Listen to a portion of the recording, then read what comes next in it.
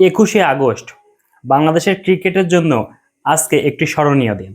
কারণ দীর্ঘ 12 বছর ক্ষমতা থাকার পরে আজকে বিসিবির সভাপতি পদ থেকে পদত্যাগ করেছে নাজমুল হাসান পাপন। ক্রিকেট বোর্ডের আরেক পরিচালক জালাল ইউনুস গত সোমবারে তিনি পদত্যাগ করেন এবং তার শূন্য পদের জন্য ফারুক আহমেদকে পরিচালক হিসেবে নিযুক্ত দেয় ক্রিকেট বোর্ড।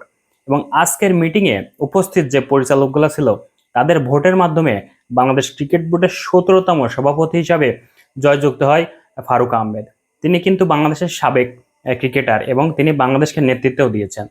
বাংলাদেশের ইতিহাসে প্রথম কোনো ব্যক্তি যিনি বাংলাদেশ ন্যাশনাল টিমে খেলেছেন, অধিনায়কত্ব করেছেন এবং বর্তমানে সে ক্রিকেট বোর্ডের সভাপতি।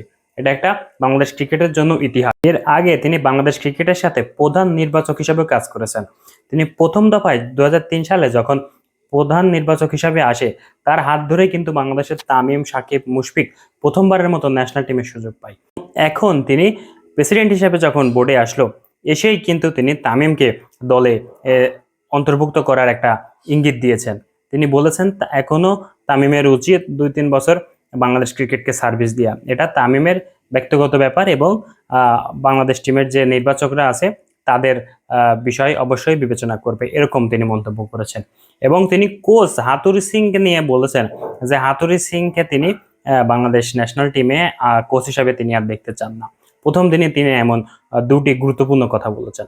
তো আমরা আশা করতেছি তিনি একজন ক্রিকেটার ছিল, তিনি একজন নির্বাচক ছিল, এখন তিনি বর্তমান ক্রিকেট বোর্ডের প্রেসিডেন্ট। অবশ্যই তিনি ভালো কিছু করবে এবং বাংলাদেশের ক্রিকেটের জন্য, বাংলাদেশের যে আমাদের মতো যে দর্শক আছে তাদের জন্য বাংলাদেশ ক্রিকেট টিমকে অনেক ভালো একটা পর্যায়ে নিয়ে যাবে, সেই শুভকামনা থাকলো বর্তমান সভাপতি